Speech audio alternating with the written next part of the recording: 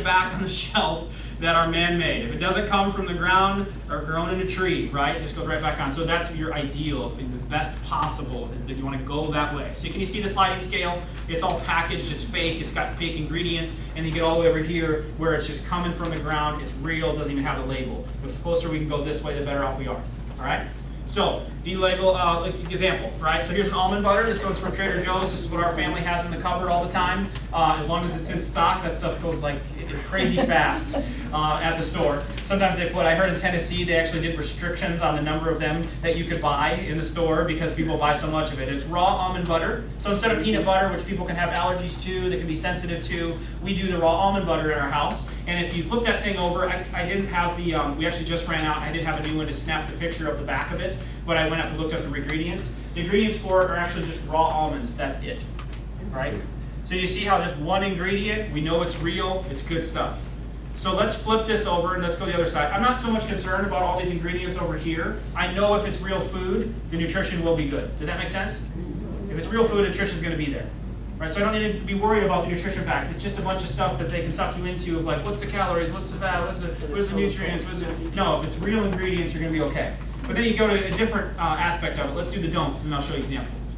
So you worry about an ingredient types more than amounts, okay? The ingredient types more than the amount. So, you know, carbs, grams, those type of things. We want to know the type of ingredients, so it's just saying there, instead of the amount that's actually in it. Not the number of calories, not the number of carbs. We just want to know the type of food. It makes it easier that way. Your body can more efficiently and effectively digest and absorb naturally occurring foods, right? You aren't what you eat, you are what you ate, right? And so when you put it into your body, if it's more alive and it's more real, then you get those ingredients in. You can absorb them better when it's alive food. Does that make sense? If it's dead, then you get dead health. If it's alive, then you get alive health. Does that make sense? I want to be alive. Okay? So the more alive we can get. Beware of questionable marketing. I love this one. Everything now, natural, right? And health food, it says on the front, and low sodium and low fat, and those things catch your eyes. They know that about you. That's called marketing, all right? But when you flip it over and learn to read the ingredients label, you actually see what they put in the food. Okay, that's what we're after.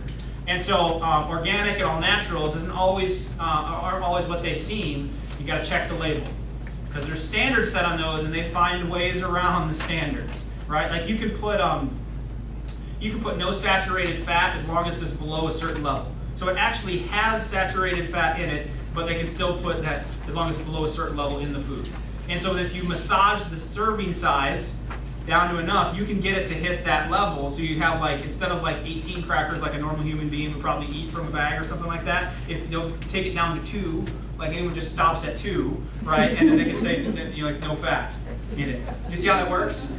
So and you're like, oh, there's no fat. You know, you're just popping them in and you got all that in there. So that's how they massage that, which we'll talk about that a little bit. Don't buy items with the following ingredients on the label, all right? Here's a big one. So some of these are on that red sheet, some of them overlap, some of them not, but here's some other ones to know. Monosodium glutamate, MSG. Raise your hand if you know what MSG is. Okay, MSG, extremely toxic. They put it in a lot of foods to make it taste better so you'll eat more, in a sense. And it enhances that you wanting to eat more of the food. But it's a neurotoxin. It's also known as hydrolyzed, fill in the blank.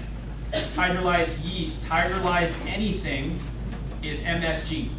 When you flip it over, you're looking for, I know this is down on the screen a little bit, so I'm reading it for those of you in the back. Hydrolyzed, and then whatever follows hydrolyzed will be MSG as well, okay? Autolyzed is also another way they put it. So when you flip it over, you start reading ingredients labels, you're looking for these big long words that would have to make you a chemistry minor or major in order to understand what they are, right? Those are fake foods. Does that make sense? If you can't understand what it is, then it's probably not good for you. Okay? And if you don't know, then you ask me, okay? Or take a picture of it. When people bring food into me and they'll look and they'll wonder what it is. So MSG, hydrolyzed, autolyzed, that's what we're looking for. Artificial sweeteners, right? Would be a low blow for some people, right? Probably in the break room right now, you know? That some of these are there and you use, this is the Splendas, the Sucralose, the Spartamine, NutraSweet, Equal, very toxic. Splenda, for example, is one molecule away. If you look at the big, I was a biochem minor, so I don't like it, but I had to go through all of it and ended up with a biochem minor after school. But you look, it's one molecule away, it's breakup from plastic. That's they get down. And they'll say on there, comes from real sugar. Well, they start with a sugar molecule and then they break it all the way down. So it's very deceiving in that sense, but very highly neurotoxic, causes brain tumors in mice. We'll have people in the office that will come off artificial sweeteners alone, and their joint issues will clear up because all that stuff settles in the joints, especially if you're very arthritic and those type of things. The more you can avoid like a diet soda or anything with an artificial sweetener in it, the better you'll be, okay?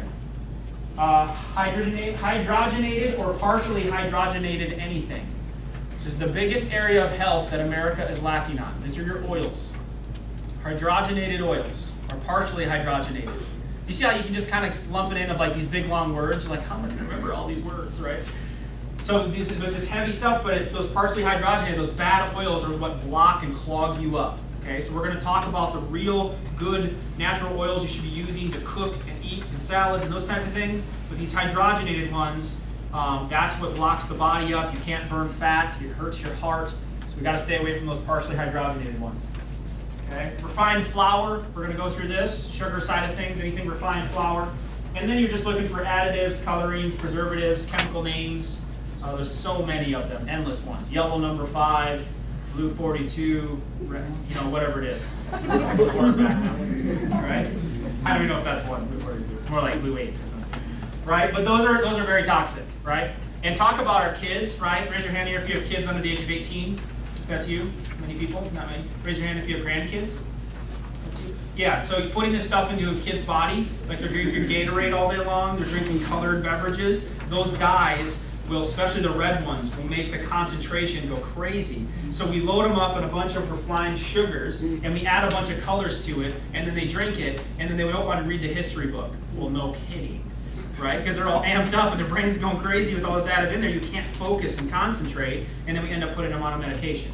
When the real cause is they were just putting so much bad stuff in their body. Good there? All right. If you got questions as we go, write them down. We'll try to get them all answered for you guys at the end. I want to make sure we do that. Okay, so here's an example of the don'ts, right? So we get ingredients. So instead of raw almond butter, now we go with Skippy. Okay?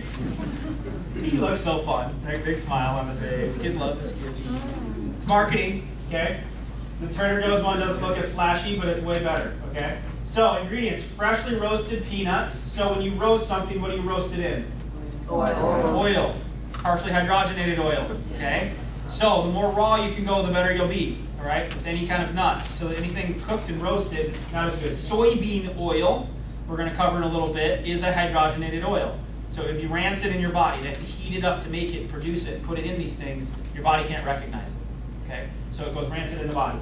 Maltodextrin, anyone know what that's a name for? Sugar, right? Yeah. That's a little sneaky one they put in there. They call it something different. Maltodextrin, anything with maltodextrin, it's sugar, okay? Icing. Sugar. Oh, there's the good stuff, sugar, right? And then hydrogenated, there's that word. Vegetable oil, so there's a bad one. And then we'll just throw a little salt on top for good measure, right? So, and that's usually table salt, which is not the good stuff. You want to get sea salt, which is going to be way more naturally occurring, right? It's going to have healthy minerals. It's not stripped down because they strip it down and mass produce it. So a good example there. Lots of sugar, lots of bad oils. Lots of disease, okay? So switch it over, this simple switch, the do's and don'ts, okay? Health food, we'll look at health food. This is some brilliant marketing that we'll start to do when we'll do kicks on like soy or tofu or those type of things. We'll start making these sausages and meats and we'll call them health food. It actually has labels on here. It says less fat, less calories, good source of protein. They make it look, very healthy with the good looking breakfast here, but flip it over, right? Doesn't matter what the front looks like, forget about that. Flip it over. Once we flip it over, we see that there's textured vegetable protein in there, and we start reading through the ingredients. Soy, we're going to talk about in a little bit. They put a little water in there, think of. You got some egg whites, corn oil. There's a hydrogenated oil. Okay, so that's going to be toxic. Then it contains 2% or less of the salt, of less of these following. So 2% or less. So they try to make it sound like it's no big deal. Just 2% of this is. But start going through these. Soy protein isolate. We're going to talk about soy. It's not good. There's some straight up sugar in the health food. Okay. Potato starch. What does starch turn to? Sugar. Canola oil. Oil. That oil is a hydrogenated oil. Okay.